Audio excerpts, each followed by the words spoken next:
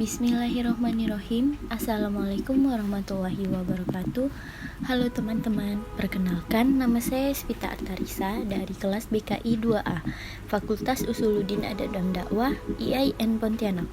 Di sini saya akan mempresentasikan ujian akhir semester genap mata kuliah pemahaman tingkah laku dosen pengampu Ibu Bariati SPD MPD.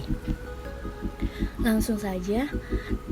3 topik materi yang akan saya bahas sebagai berikut. Yang pertama, konsep dasar perilaku sosial. Yang kedua, mekanisme perilaku menurut teori psikodinamika, behavioralisme, dan humanistik. Yang ketiga, pendidikan karakter. Yang pertama, konsep dasar perilaku sosial.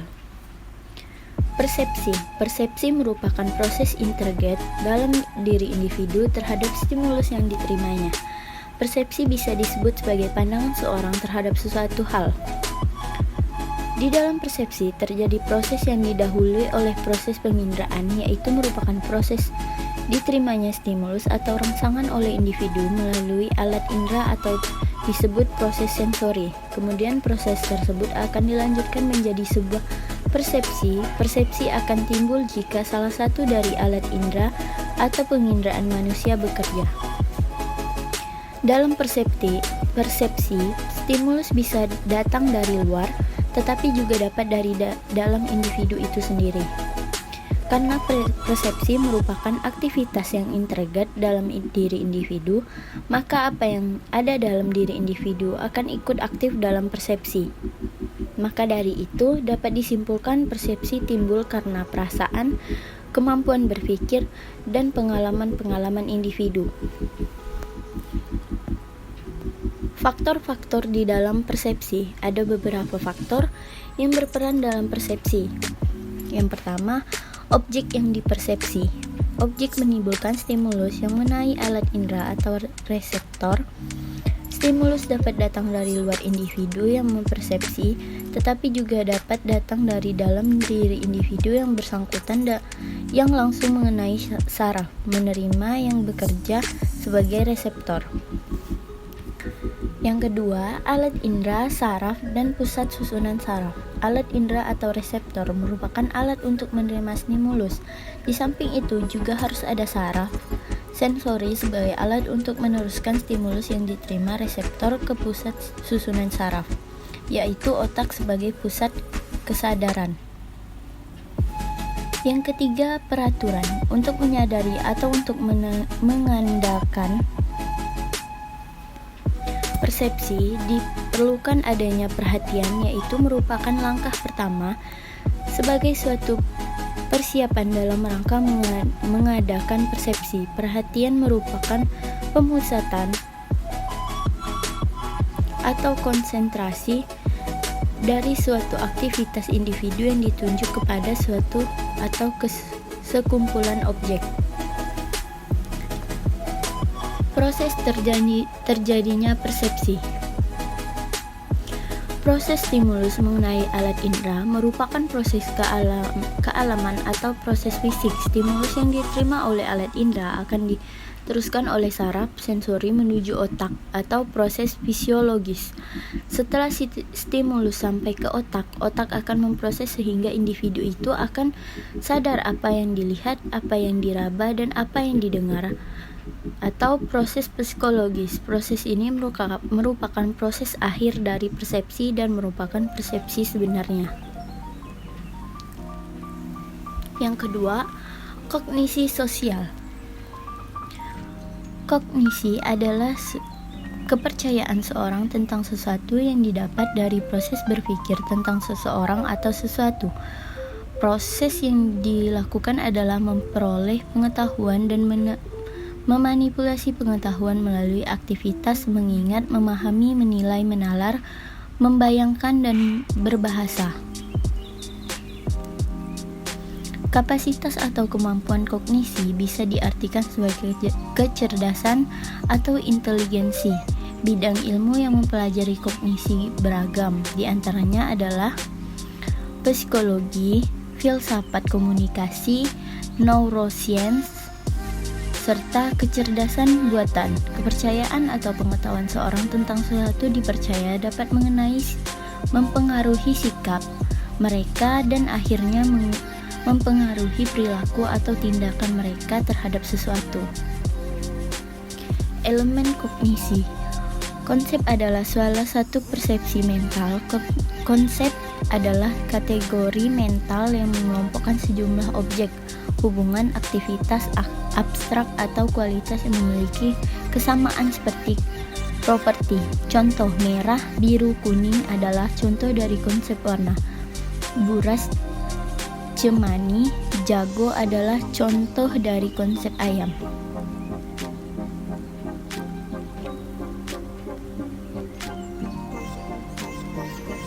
Konsep dasar adalah konsep yang memiliki jumlah contoh sedang dan lebih mudah diperoleh dibandingkan konsep yang memiliki contoh yang lebih sedikit atau lebih banyak. Contoh, konsep durian yang lebih sederhana daripada konsep buah karena buah memiliki jumlah objek. Elemen kognisi. Konsep merupakan potongan yang membangun pikiran kita, tetapi potongan-potongan tersebut menjadi tidak berguna bila kita menyimpannya hanya secara mental. Selain menyimpan, kita juga harus membayangkan sebuah hubungan antara potongan-potongan konsep yang kita miliki. Salah satunya adalah dengan menggunakan Proposisi adalah unit yang memiliki makna dan cipta dari berbagai konsep serta menggambarkan ide yang utuh. Lanjut, skema kognitif adalah jejaringan mental yang terintegrasi dengan pengetahuan, keyakinan, keinginan mengenai suatu topik atau aspek tertentu dari lingkungan. Contoh, skema tentang kebudayaan. Kebudayaan merupakan hasil pemikiran luhur dari nenek moyang yang berisi nilai-nilai kehidupan, kearifan lokal dan harus dilestarikan. Hubungan inteligensi sebagai bagian dari proses kognisi memiliki banyak divisi yang mempengaruhi oleh latar belakang budaya. Bagaimana sesuatu budaya mendefinisikan apa yang disebut cerdas barangkali tidak sama dengan bagaimana budaya lain mendefinisikan inteligensi. Oleh karena itu, pengukuran inteligensi seharusnya disesuaikan dengan kemungkinan terjadinya bias budaya. Konformitas. Yang ketiga, konformitas sosial adalah proses di mana tingkah laku seorang terpengaruh atau dipengaruhi oleh orang lain dalam satu kelompok. Secara seseorang terpengaruh ada bermacam-macam. Ada yang secara tidak langsung ataupun langsung.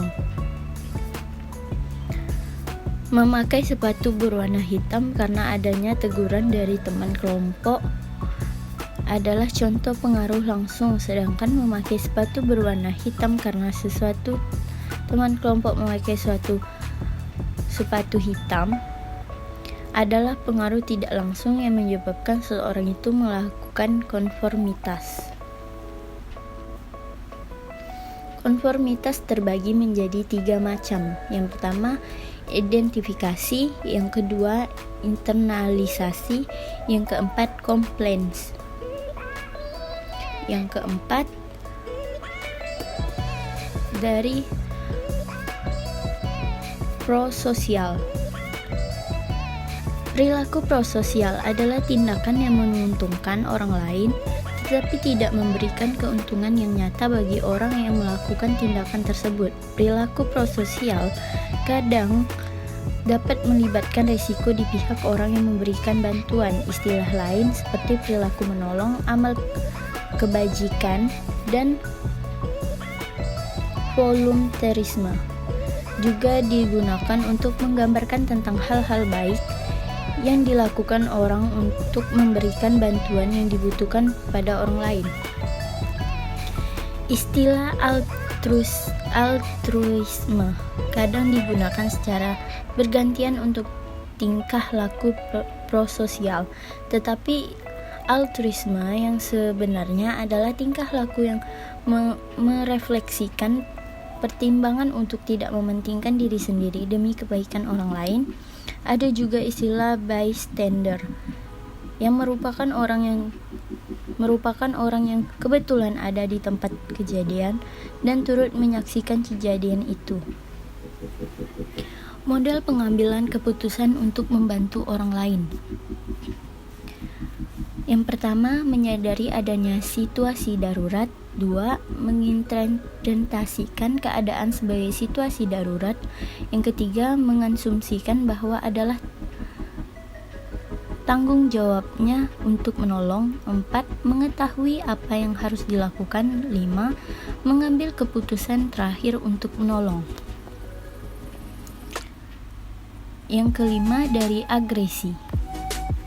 Agresi merujuk pada perilaku yang dimaksud untuk membuat objeknya mengalami bahaya atau kesakitan.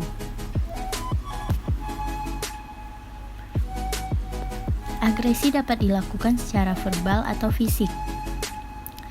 Perilaku yang secara tidak sengaja menyebabkan bahaya atau sakit bukan merupakan agresi. Pengerusakan barang dan perilaku. Konsep dasar perilaku sosial destruktif lain juga termasuk dari definisi agresi. Agresi tidak sama dengan ketegasan. Jenis-jenis agresi menurut Moyer. Yang pertama, agresi pemangsa. Yang kedua, agresi antar jantan. Yang ketiga, agresi akibat takut. Yang keempat, agresi teritorial. Yang kelima, agresi maternal. Yang keenam, agresi instrumental. Agresi pemangsa. Serangan terhadap mangsa oleh pemangsa. Yang kedua, agresi antar jantan. Kompetisi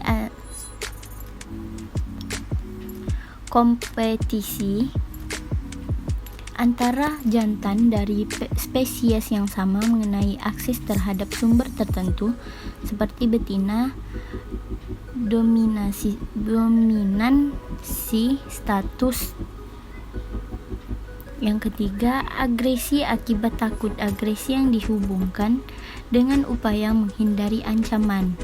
Yang keempat, agresi teritorial. Mempertahankan sesuatu daerah teritorial dari upaya para penyusup. Yang kelima, agresi maternal. Agresi dari perempuan atau betina untuk melindungi anaknya dari ancaman. Adanya juga agresi paternal. Agresi instrumental. Agresi yang ditunjukkan untuk mencapai suatu tujuan. Agresi ini dianggap sebagai respon yang dipelajari terhadap suatu situasi. Mekanisme perilaku menurut teori psikodinamika, behavioralisme, dan humanistik. Yang pertama, psikodinamika. Teori psikodinamika Sigmund Freud mengembangkan suatu penjelasan tentang struktur dasar kepribadian. Teorinya mengatakan bahwa kepribadian tersusun dari 3 komponen, yaitu id, ego, dan superego. Id ada sejak lahir dan terdiri dari insting dan dorongan mendasar yang mencapai kepuasan langsung tanpa menghiraukan konsekuensinya. Unsur kedua dari struktur kepribadian adalah ego, yang mulai berkembang selama 1 tahun pertama kehidupan. Ego terdiri dari proses mental, daya penalaran, dan pikiran sehat yang berusaha membantu id menentukan ekspresi tanpa mengalami masalah. Ego bekerja menurut prinsip realitas. Unsur ketiga dari proses kepribadian adalah superego, yang berkembang dari puncak kedewasaan, identifikasi, dan model orang tua, serta dari masyarakat. Superego mewakili nilai-nilai sosial yang berkembang dalam struktur kepribadian dari individu ini menjadi kata hati yang berusaha mempengaruhi perilaku untuk menyesuaikan diri dengan harapan-harapan sosial. Beberapa mekanisme pertahanan diri sebagai berikut. Yang pertama, repression atau penekanan. Berkenaan dengan dorong hati yang tidak pantas dengan mendesakkan ke dalam pikiran tidak sadar, dorongan ini terus menyebabkan konflik dan menggunakan pengaruh yang kuat terhadap perilaku kita. Yang kedua, regression atau kemunduran. Kembali ke bentuk-bentuk awal atau kembali kepada kemampuan terhadap perkembangan sebelumnya, yaitu adanya bentuk-bentuk kekanak-kanakan dari perilaku ketika menghadapi kegelisahan. Yang ketiga, sublimation atau pengganti. Menggantikan perilaku yang tidak disukai, ada yang tidak layak dengan perilaku yang diterima secara sosial. Misalnya remaja yang merasa marah dan ingin sekali memukul temannya, melakukan kegiatan olahraga untuk melampiaskan rasa marah tersebut. 4. Displacement atau penggantian. Mengubah emosi yang kuat dari sumber frustasi dan melepaskan pada objek atau orang lain. Misalnya seorang anak yang marah kepada temannya kemudian melampiaskan perasaannya pada hewan peliharaannya. Yang kelima, recreation formation atau pembentukan reaksi.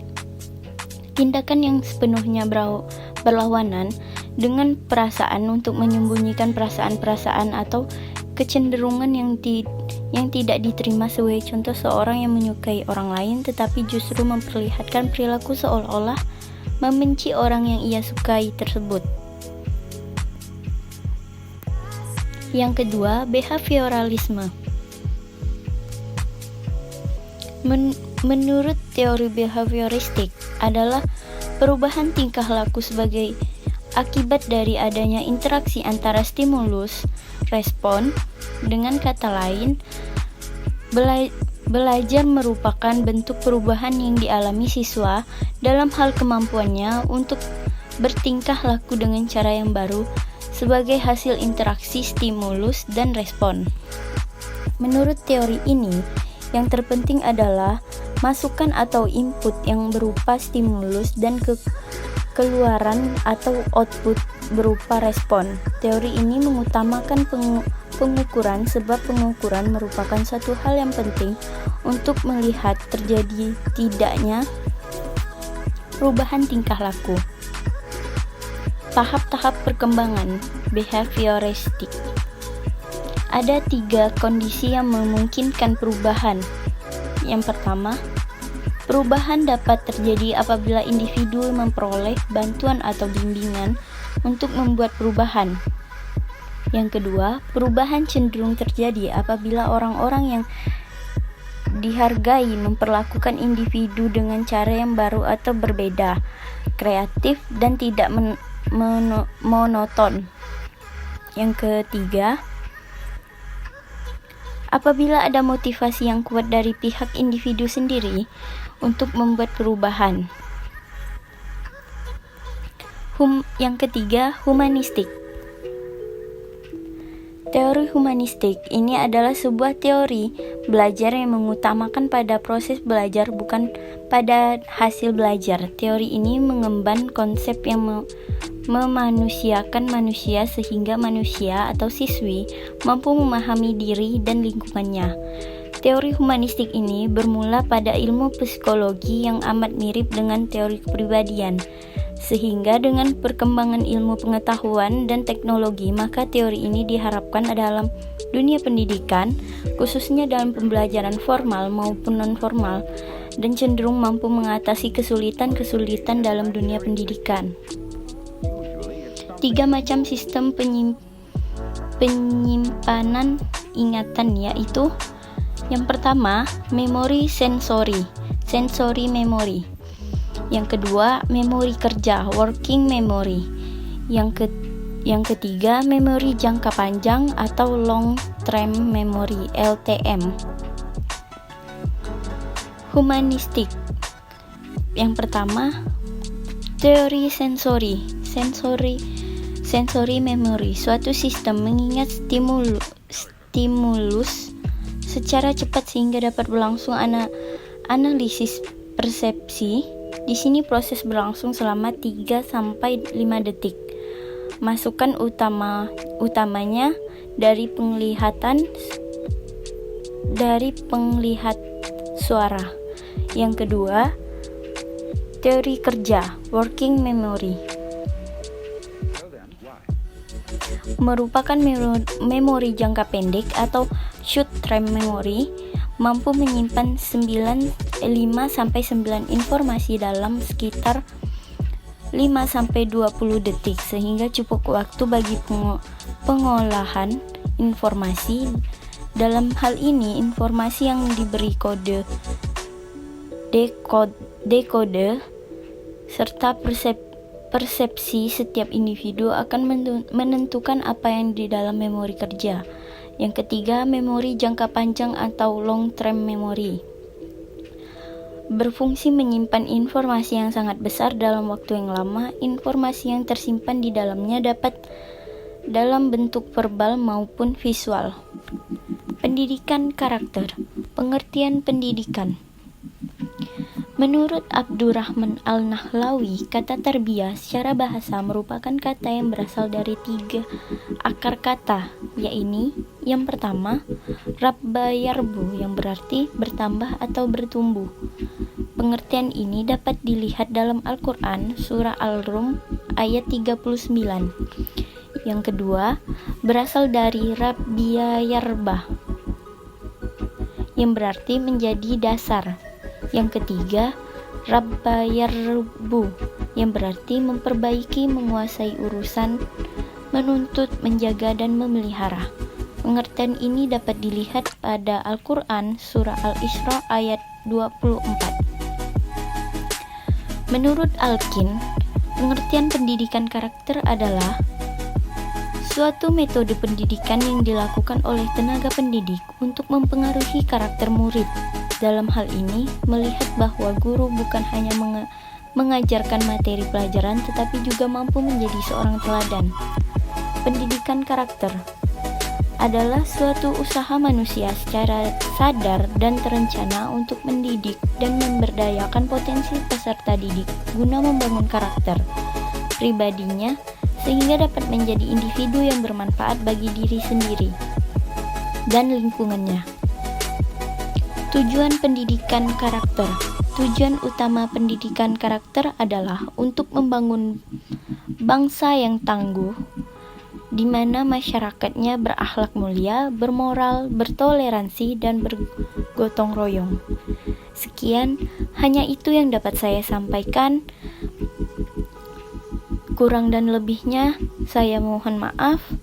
Semoga ilmu yang saya sampaikan dapat bermanfaat bagi teman-teman semua. Saya pamit undur diri. Assalamualaikum warahmatullahi wabarakatuh.